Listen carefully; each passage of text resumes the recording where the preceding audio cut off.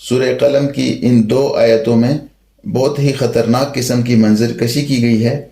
ان بے نمازیوں کا حال ذکر کیا گیا ہے جو اللہ رب العزت کے سامنے دنیا میں سجدہ نہیں کرتے تھے اور نماز نہیں پڑھتے تھے، ان کا کیا حال ہوگا، اس کی منظر کشی ان 2 آیتوں میں کی گئی ہے۔ اور یہ منظر کشی قیامت کے دن کی ہے۔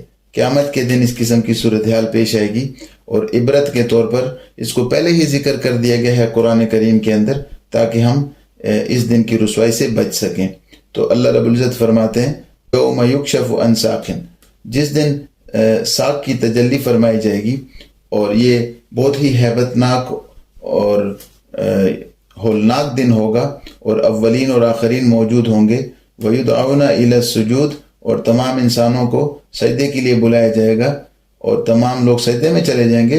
فَلَا يَسْتَطِيعُونَ، لیکن کچھ ایسے بدبخت ہوں گے کہ وہ سجدے کی طاقت نہیں رکھیں گے، اور وہ سجدے کی توفیق ان کو نہیں دی جائے گی، ان کی کمر بالکل سیدھی ہو جائے گی اور وہ جھک نہیں سکیں گے۔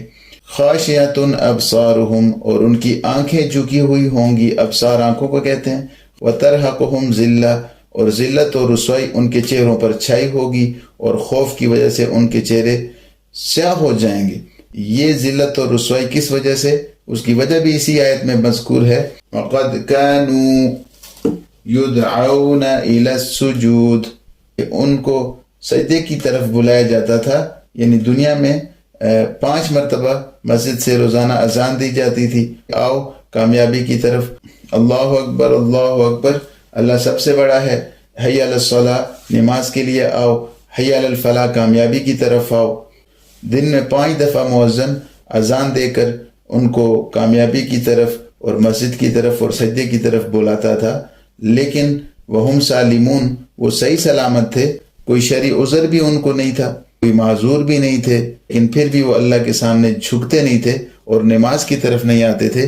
اس وجہ سے ان کے ساتھ یہ انجام ہوا۔ اللہ تعالی ہمیں اس قسم کے انجام سے محفوظ رکھے، اور اس کے لیے ضروری ہے کہ آج ہم اللہ کے ساتھ صلح کریں اور توبہ استغفار کریں۔ ہم عبادت کرتے ہیں، اللہ کے سامنے جھکتے ہیں، تو اللہ کی بڑائی میں اور اللہ کی بادشاہی میں کوئی اضافہ نہیں ہوتا، اس کا فائدہ ہم ہی کو پہنچتا ہے۔ اور اگر ہم اللہ کے سامنے نہیں جھکیں گے اور تکبر کریں گے تو وہ ہم اپنا ہی نقصان کریں گے۔ اس لیے آج موقع ہے کہ ہم اللہ کی طرف آئیں اور قرآن کی طرف آئیں، اسی میں ہماری دنیا اور آخرت کی کامیابی ہے۔ اللہ تعالیٰ ہم سب کو عمل کی توفیق عطا فرمائے۔ یا ربی بجاہ النبی ازح الغم